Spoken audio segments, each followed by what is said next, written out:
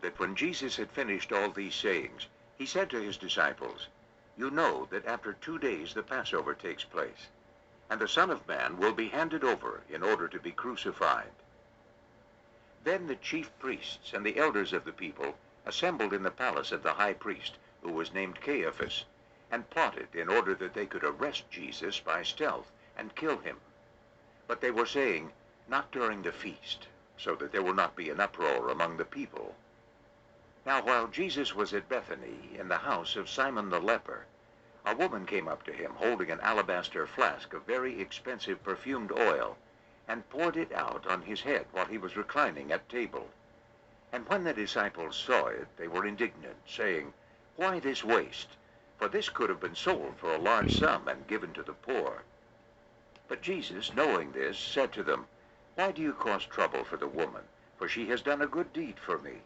For the poor you always have with you, but you do not always have me. For when this woman poured this ointment on my body, she did it in order to prepare me for burial.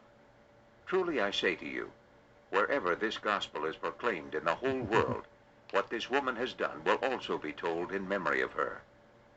Then one of the 12, the one named Judas Iscariot, went to the chief priests and said, "What are you willing to give me if I in turn deliver him to you?"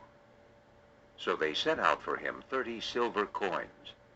And from that time on, he began seeking a favorable opportunity in order that he could betray him.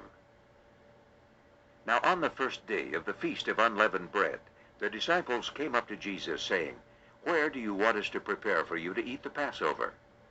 And he said, "Go into the city to a certain man and tell him, 'The teacher says, my time is near. I am celebrating the Passover with you, my disciples.'" And the disciples did as Jesus directed them, and they prepared the Passover. And when it was evening, he was reclining at table with the 12 disciples. And while they were eating, he said, "Truly I say to you that one of you will betray me." And greatly distressed, each one began to say to him, "Surely I am not he, am I, Lord?"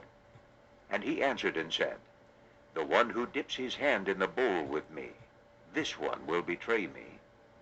The Son of Man is going just as it is written about him. But woe to that man by whom the Son of Man is betrayed. It would be better for him if that man had not been born." And Judas, the one who was betraying him, answered and said, "Surely I am not he, am I, Rabbi?" He said to him, "You have said it." Now while they were eating, Jesus took bread, and after giving thanks he broke it, and giving it to the disciples he said, "Take, eat, this is my body."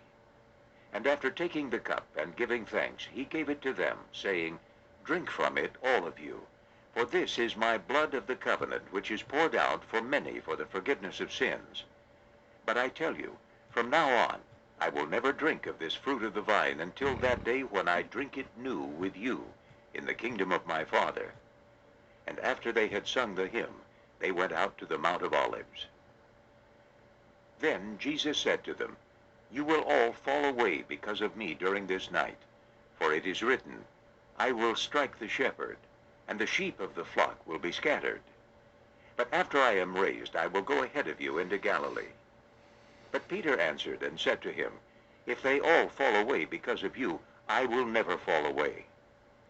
Jesus said to him, "Truly I say to you that during this night, before the rooster crows, you will deny me 3 times. Peter said to him, "Even if it is necessary for me to die with you, I will never deny you." And all the disciples said the same thing. Then Jesus went with them to a place called Gethsemane, and he said to the disciples, "Sit here while I go over there and pray." And taking along Peter and the 2 sons of Zebedee, he began to be distressed and troubled. Then he said to them, "My soul is deeply grieved, to the point of death. Remain here and stay awake with me." And going forward a little, he fell down on his face, praying and saying, "My Father, if it is possible, let this cup pass from me. Nevertheless, not as I will, but as you will." And he came to the disciples and found them sleeping. And he said to Peter, "So were you not able to stay awake with me 1 hour? Stay awake and pray that you will not enter into temptation. The spirit is willing, but the flesh is weak." Again, for the second time, he went away and prayed, saying, My Father, if this cannot pass unless I drink it, your will must be done. And he came again, and found them sleeping, for they could not keep their eyes open. And leaving them again, he went away and prayed for the third time, saying the same thing again. Then he came to the disciples and said to them, Are you still sleeping and resting? Behold, the hour is near, and the Son of Man is being betrayed into the hands of sinners. Get up, let us go.